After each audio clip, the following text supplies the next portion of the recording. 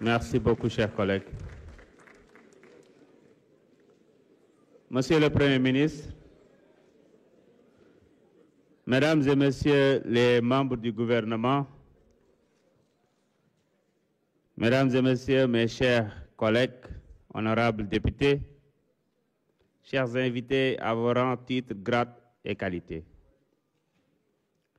Monsieur le Premier ministre, la déclaration de politique générale que vous venez de faire devant notre auguste Assemblée, et ce conformément aux dispositions pertinentes de notre charte fondamentale, notamment à son article 55e, a indébutablement dessiné avec clarté et clairvoyance les réformes et les actions nécessaires pour bâtir un Sénégal à la pleine mesure des aspirations profondes et légitimes de ses citoyens. Elle s'inscrit en parfaite harmonie avec les ambitions du référentiel Sénégal 2050.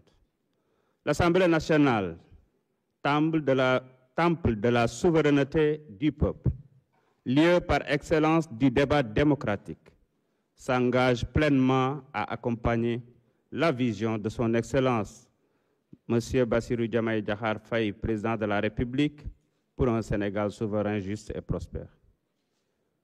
Monsieur le Premier ministre, mes chers collègues, avant de nous projeter vers l'avenir, il est de notre devoir de saluer les figures emblématiques qui ont marqué l'histoire de notre Parlement. Parmi elles, feu le président Mamadou Dia occupe une place singulière. Premier président du Conseil, Mamadou Dia fut l'incarnation parfaite d'une époque où l'intégrité, la rigueur et le patriotisme guidaient les actions de son gouvernement. Son parcours exceptionnel depuis les bancs du Parlement français où il siégea comme député et sénateur avant l'indépendance, jusqu'à la structuration de l'État moderne du Sénégal demeure une source d'inspiration intarissable. En tant que chef du gouvernement, il a jeté les bases d'une gouvernance fondée sur l'équité, le développement durable et la justice sociale. Ce ne serait que justice de rendre un vibrant hommage à un homme qui a tout donné à la nation, un homme digne qui, malgré les épreuves, est resté constant dans son amour pour la patrie et le combat pour la souveraineté. Le président Mamadou Dia fut avant tout un homme d'État visionnaire, profondément attaché à la souveraineté et au progrès de notre nation. Son sacrifice personnel et politique est un appel à l'unité et à la responsabilité, et aussi un viatique pour notre génération. En honorant le président Dia, nous affirmons notre engagement à perpétuer son legs et son idéal d'un Sénégal souverain, juste, uni et prospère. Mes chers collègues, à travers les époques, oui, notre Parlement a connu des transformations majeures, parfois marquées par des crises, mais toujours animées par une quête de centralité dans notre vie démocratique. De Blaise Diagne à Lamine Gueye, en passant par Léopold Sédar Senghor et jusqu'à notre époque, l'Assemblée a su évoluer. La 15e législature, issue d'élections libres et transparentes, reflète une rupture marquante, une meilleure représentativité des femmes, l'intégration des jeunes leaders et la présence de groupes historiquement marginalisés.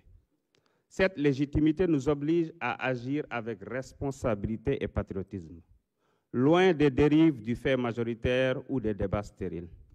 Cependant, pour répondre aux attentes du peuple sénégalais, il est impératif d'amorcer des réformes structurelles. La digitalisation que nous avons initiée transformera notre façon de travailler et renforcera la transparence, l'éducation citoyenne et la participation démocratique. De même, la chaîne parlementaire que nous lancerons prochainement ouvrira une nouvelle ère dans la relation entre l'Assemblée nationale et les citoyens. Monsieur le Premier ministre, mes chers collègues, dans un monde en perpétuelle mutation, la diplomatie parlementaire devient un levier essentiel pour faire rayonner notre démocratie et porter les aspirations du peuple au-delà de nos frontières. Nous devons donc renforcer nos liens avec les parlements des autres nations africaines pour encourager l'émergence d'une Afrique unie et prospère.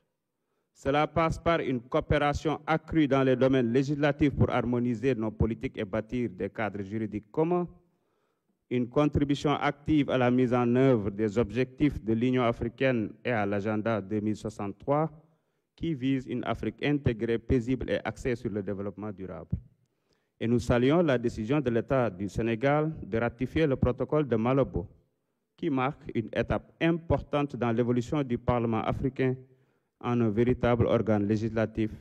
Et cette initiative contribuera significativement à l'intégration et à l'harmonisation législative à l'échelle du continent africain, mais aussi une diplomatie parlementaire dynamique, capable d'agir comme un pont entre nos peuples et d'intensifier les échanges dans des domaines stratégiques tels que l'éducation, la santé, l'environnement, la sécurité, etc. Notre Parlement ne peut ignorer sa responsabilité dans la consolidation de l'intégration africaine.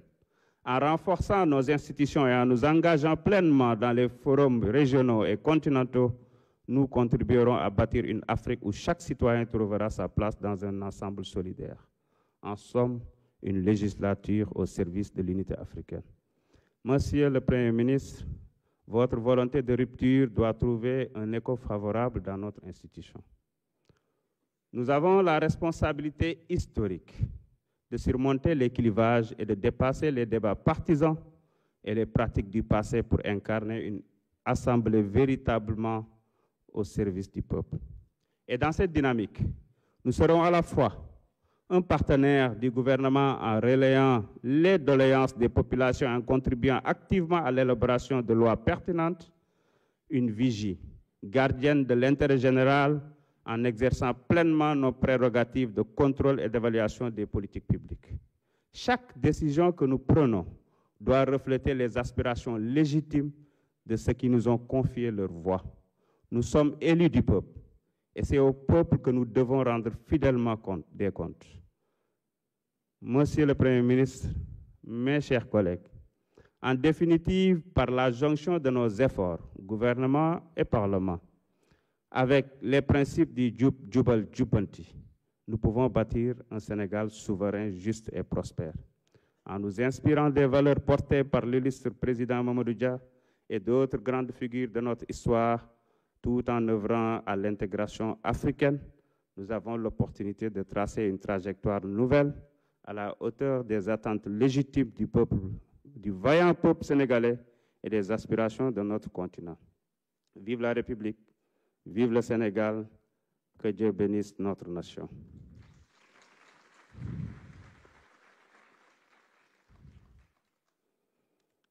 Mes chers collègues, l'ordre du jour est